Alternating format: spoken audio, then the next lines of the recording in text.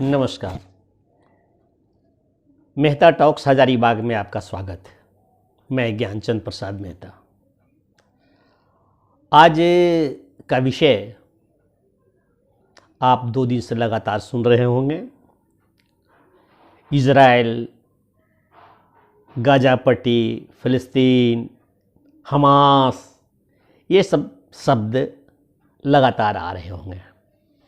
और अभी अभी शाम होते होते जो टेलीविज़न पर न्यूज़ दिखाए जा रहे हैं उसमें यह दिखाया जा रहा है कि इज़राइल के अंदर रहने वाले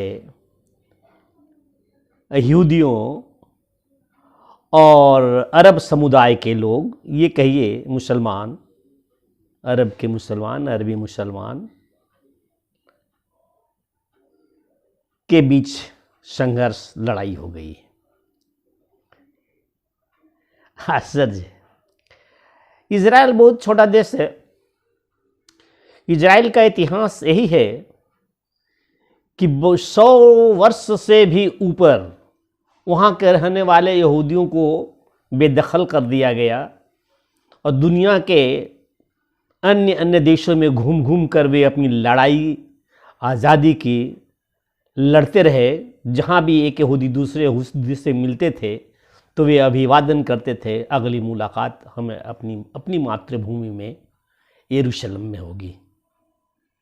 वे संघर्ष के प्रति प्रतिबद्ध थे, अपने ज़मीन के लिए वो प्रतिबद्ध थे।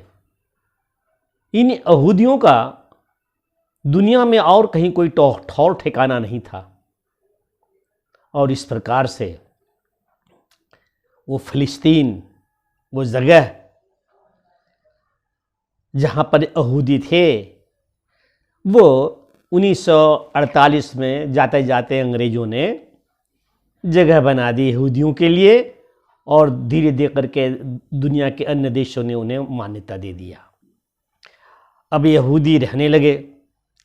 अब यहूदी उन जगह पर रहने लगे जिनके चारों ओर मुस्लिम कंट्रीज, ईरान, सऊदी अरब, इराक, मिस्र, जॉर्डन, सभी बड़े बड़े वो 56 देशों वाला देश का क्षेत्र, लगभग सभी मुस्लिम कंट्रीज। अब एक छोटा सा देश यहूदियों का इज़राइल। तो जब इज़राइल में वो रहने लगे, 6 देशों आसपास के 6 देशों ने उस पर शुरू में आक्रमण किया। वह आक्रमण जब हुआ तो इज़राइलियों ने उन 6 देशों को खदेड़ कर मारा और खूब पक्का मारा, क्योंकि इज़राइल जो लड़ाई लड़ रहा था वो लड़ाई उसके अपने अस्तित्व के लिए था, जीने मरने के लिए था। इसके सिवा दुनिया में उसके लिए कहीं कोई ज़मीन नहीं थी, कोई जगह नहीं थी। इसलिए उसकी वो ज़िंदगी की लड़ाई थी, उसकी पहचान की लड़ाई थी। और ये इस्लामिक कंट्री जो थे वे इसलिए लड़ रहे थे, हैं भगा दो, इन्हें बेदखल कर दो, भगा दो। लेकिन देखिए गच्चा, जब फ़िलिस्तीनियों ने लड़ाई शुरू की इज़राइल से, तब इज़राइल ने अपने भूमि क्षेत्र को बढ़ाया। इज़राइल है कहाँ पर, ये पहले एक समझ लीजिए कि ये भारत हमारा है। ईस्ट मिडिल एशिया में भारत हमारा है। भारत के बाद पश्चिम जाइए तो पाकिस्तान होगा, उसके बाद वो जो समुद्र है उससे निकलिए तो सऊदी अरब है, सीरिया है, ईरान है, इराक है। इसी प्रकार से करते करते करते एक किनारे वो फ़िलिस्तीन देश है, वही इज़राइल हुआ। तो जब फ़िलिस्तीन मुस्लिम कंट्रीज़ फ़िलिस्तीन ने जो जगह दे दी थी इज़राइलियों को, उस इज़राइलियों से झगड़ा किया, तब इज़राइलियों ने फ़िलिस्तीनियों को मार भगाया और अपना क्षेत्र विस्तार किया। और इस प्रकार से कई आक्रमण हुए। और आज के तारीख में ये चित्र देखिए, ये क्षेत्र में हो गए इजरायली अर्थात यहूदी।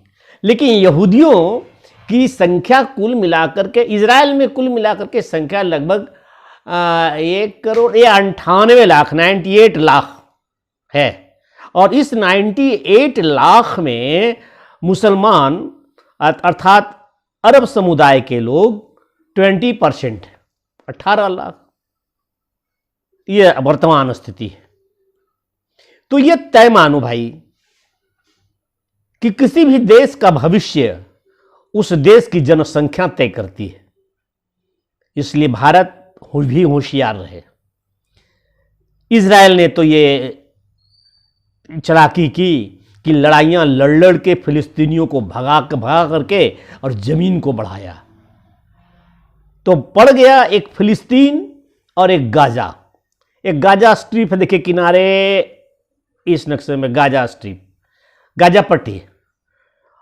तो फिलिस्तीनियों ने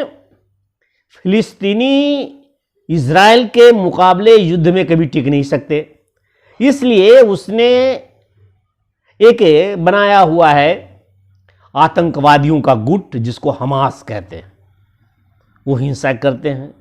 तो ये लड़ाइयाँ चल रही है। इस लड़ाई को हम 2-4-5 दिन से वो ईद आया हुआ है, तो शायद जुम्मा आखिरी जुम्मा से ये सब प्रारंभ हुआ है। ये पता नहीं चलेगा क्या होगा इस बार। विश्व युद्ध भी हो सकता है, कई आशंकाएं। कई अखबार लिखते हैं ऐसे कि विश्व युद्ध के कगार पर।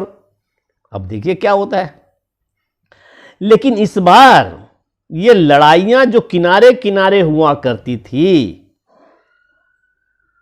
फिलिस्तीन जो बराबर मिट रहा था, गाजा पट्टी पे जाकर के हमास को खदेड़ा जाता था। इजराइल मुकाबले तो अच्छे कर रहा है और मुकाबले में इन सब का उत्साह तोड़ा भी है, परंतु घर के जो रहने वाले 18 लाख, जो लगभग पूरी आबादी के 20% अरब समुदाय के हैं, वे आज सड़कों पर आकर यहूदियों के दुकानों में, आवासीय भवनों में, संपत्तियों पर आक्रमण करना, आगजनी करना, ऐसे काम पर उतर आए। और आज भारतवर्ष में पूछा जा रहा था कई लोगों के द्वारा कि भाई इजराइल न तो गाय की पूजा करता है, यहूदी न तो मूर्ति का पूजा का समर्थक है, तो फिर तुम लोग क्यों इजराइल को सपोर्ट करते हो? तो मेरा कहना है कि इजराइल को सपोर्ट इसलिए करते हैं कि वह अपनी पहचान और अस्तित्व बचाने के लिए मुस्लिम आबादी के बीच में अकेला संघर्ष कर रहा है। और ठीक भारत के तरह उसके यहां भी रहने वाले लोग थोड़ी थोड़ी बातों पर दंगे करने के लिए, झगड़ा करने के लिए, हिंदुओं की दुकानों पर, संपत्तियों पर, आवास गृहों में कैसा मचाया शोर कोलकाता में, हिंसा। ये सब कुछ एक जैसा लगता है। तो मुझे लगता है कि इजराइल ही आदर्श होगा भारत का। इजराइल का ही पक्ष लिया जाना चाहिए। दुनिया में हिंदुस्तान और भारत और हिंदू धर्म के लिए कोई और जगह नहीं है। तो इजराइल की तकनीक, इजराइल की जैसी इच्छा, दृढ़ इच्छा रखकर ही भारत इस प्रकार के युद्ध को जीत सकता है। वहां तो सिर्फ 18 लाख अरब समुदाय के ही हैं, लेकिन बाकी इजरायली तो एक हैं। बाकी पूरे यहूदी एक तो हैं, लेकिन भारत में तो यह भी नहीं है। भारत में मुस्लिम समुदाय तो एक हैं, कुछ राष्ट्रीय भावना के भी हैं, जिनका संबंध, ऐसे मुसलमानों का संबंध भारत से है, गंगा माँ से है, हिमालय से है, इस देश की संस्कृति सभ्यता जमीन से है। वे तो हमारे साथ है। लेकिन उन हिंदुओं को क्या कीजिएगा? दोनों इधर के हैं ना उधर के हैं, अच्छक्के बन करके तालियां और ढोल पीटते हैं। जिनसे ज़्यादा खतरा है हमारे अस्तित्व के समाप्त होने का। ऐसे गिद्ध मीडिया वाले भी हैं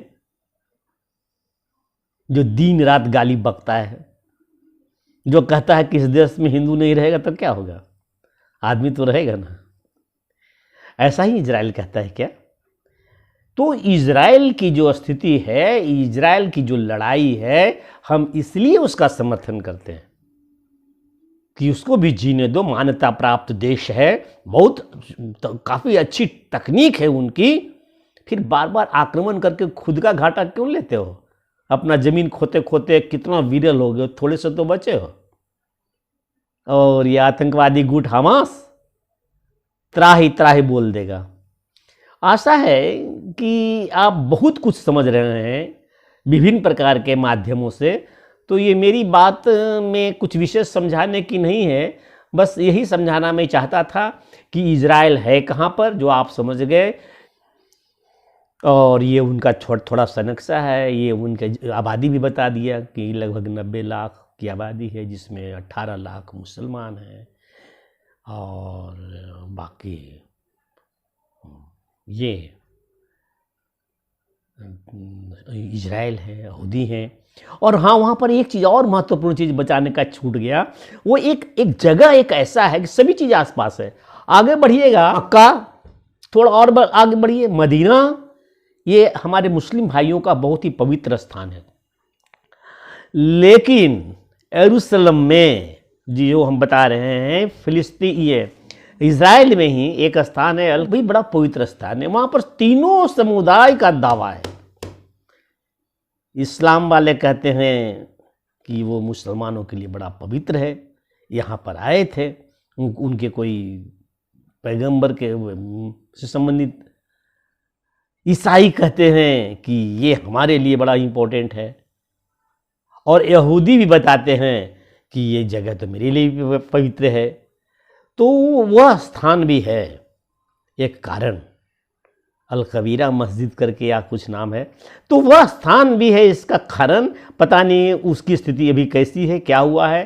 तो मोटा मोटी मेरे ध्यान से जो आता है कि लगभग मैं आपके समझने लायक, जानने लायक इजराइल के जो वर्तमान झगड़े हैं इस पर जो प्रकाश डाला है वो समझ में आ जाएगा।